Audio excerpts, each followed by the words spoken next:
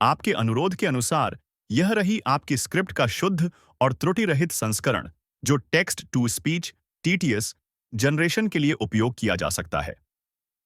मैंने सभी अशुद्ध शब्दों को सुधारा है और अनावश्यक दोहराव को हटाया है। धर्म ग्रंथों के अनुसार एक बार महर्षि दुर्वासा के श्राप के कारण स्वर्ग ऐश्वर्य, धन, वैभव विहीन हो गया। तब सभी देवता भगवान विष्णु के पास गए। भगवान विष्णु ने उन्हें असुरों के साथ मिलकर समुद्र मंथन करने का उपाय बताया और यह भी बताया कि समुद्र मंथन से जो अमृत निकलेगा उसे ग्रहण कर तुम अमर हो जाओगे। ये बात जब देवताओं ने असुरों के राजा बलि को बताई तो वे भी समुद्र मंथन के लिए तैयार हो गए। वासुकी नाग की नेति बनाई गई और मंदराचल पर्वत की सहायता से समुद्र को मथा गया। समुद्र मंथन से उच्चैश्रवा घोड़ा, ऐरावत हाथी, लक्ष्मी, भगवान धन्वंतरि सहित 14 रत्न निकले। हिंदू भक्ति पर आपका स्वागत है। तो आइए जानते हैं इन रत्नों के अर्थ और जीवन से जुड़े उद्देश्य। सबसे पहले है हलाहल, कालकूट विष। समुद्र मंथन में सबसे पहले कालकूट नाम का विष निकला था। विष को देखकर सारे देवता और असुर काफी डर गए थे। तब संसार की रक्षा करने हेतु भगवान शिव ने उस भयंकर कालकूट विष को पी लिया।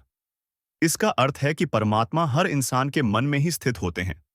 अगर हम सबको परमात्मा रूपी अमृत की इच्छा है तो सबसे पहले हम सबको अपने मन को मथना पड़ेगा। जब हम सब अपने मन को मथेंगे तो सबसे पहले हमारे अंदर से बुरे विचार रूपी विष ही बाहर निकलेगा।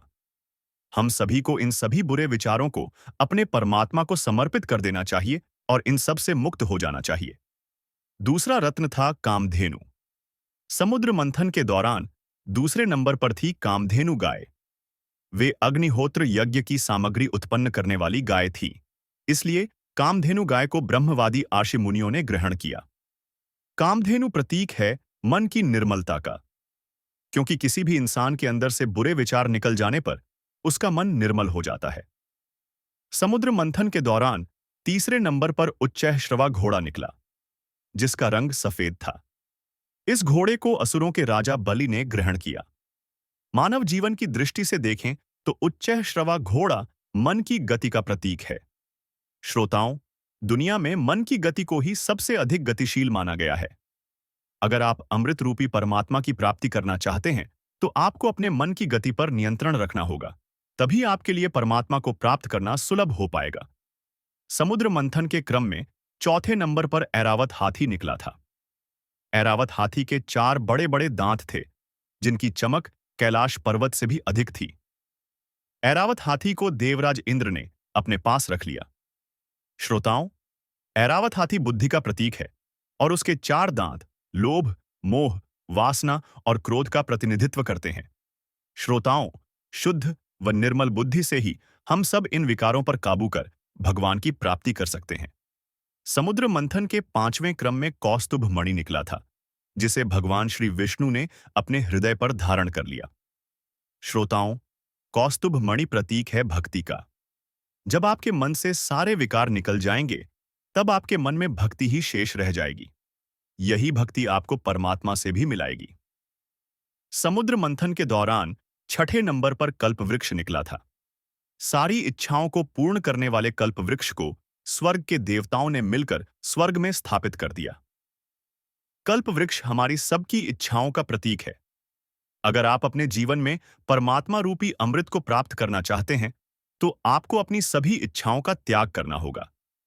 अगर मन में इच्छाएं होंगी, तो आप परमात्मा को प्राप्त करने में सफल नहीं हो पाएंगे। 7वें क्रम पर अप्सरा रंभा निकली थी। उसकी चाल मन को लुभाने वाली थी। रंभा अप्सरा को भी देवताओं ने अपने ही पास रख लिया।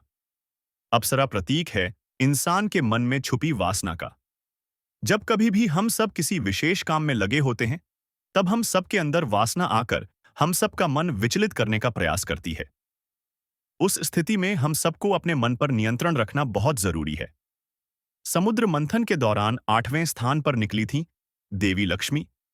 देवी लक्ष्मी को देखते ही असुर, देवता और अराशी मुनि सभी चाहते थे कि लक्ष्मी उन्हें मिल जाए, लेकिन देवी लक्ष्मी भगवान श्री हरि विष्णु को पति के रूप में स्वीकार कर चुकी थी। लक्ष्मी प्रतीक है धन, वैभव, ऐश्वर्य व अन्य सांसारिक सुखों का। जब हम सब परमात्मा रूपी अमृत को प्राप्त करना चाहते हैं, तो सांसारिक सुख भी हमें अपनी ओर खींचते हैं। लेकिन हम सभी को उस पर ध्यान न देकर केवल परमात्मा की भक्ति में ही ध्यान लगाना चाहिए। तभी हम सबको परमात्मा प्राप्त हो सकते हैं। समुद्र मंथन के 9वें क्रम में निकली थी वारुणी देवी। सभी देवताओं की अनुमति से इसे असुरों ने ले लिया। वारुणी का अर्थ होता है मदिरा यानी नशा। ये भी एक बुराई है श्रोताओं। इंसान में नशा कैसा भी हो, संसार और समाज के लिए वह हानिकारक है।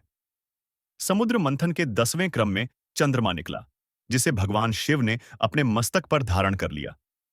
श्रोताओं, चंद्रमा प्रतीक है शीतलता का। जब हम सबका मन बुरे विचार, लालच, वासना, नशा आदि से मुक्त हो जाएगा, तब हम सबका मन शांत होकर ही परमात्मा रूपी अमृत प्राप्त कर पाता है।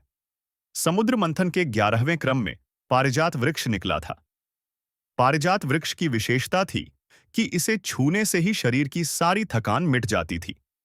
पारिजात वृक्ष को भी देवताओं ने अपने पास ही रख लिया। समुद्र मंथन से पारिजात वृक्ष निकलने का अर्थ है मनुष्यों को सफलता प्राप्त होने से पहले मिलने वाली शांति। जब हम परमात्मा के निकट पहुंचते हैं तो हमारी थकान मिट जाती है और हम सबके मन में शांति का एहसास होता है। समुद्र मंथन से 12वें क्रम में पांचजन्य शंख निकला था। इस शंख को भगवान श्री हरि विष्णु ने ग्रहण किया। श्रोताओं, शंख को विजय का प्रतीक माना गया है। इसके साथ ही शंख की ध्वनि बहुत ही ज्यादा शुभ मानी गई है। हमारे पुराण कहते हैं कि जब हम परमात्मा रूपी अमृत से एक कदम की दूरी पर होते हैं तो मन का खालीपन ईश्वर के नाद से भर जाता है और ऐसी स्थिति में जाकर ही हम सबका परमात्मा से साक्षात्कार होता है। समुद्र मंथन में सबसे अंत में भगवान धन्वंतरी अपने हाथों में अमृत कलश लेकर निकले थे। भगवान धन्वंतरी प्रतीक है निरोगी तन व निर्मल मन का। प्रिय श्रोताओं, जब हम सबका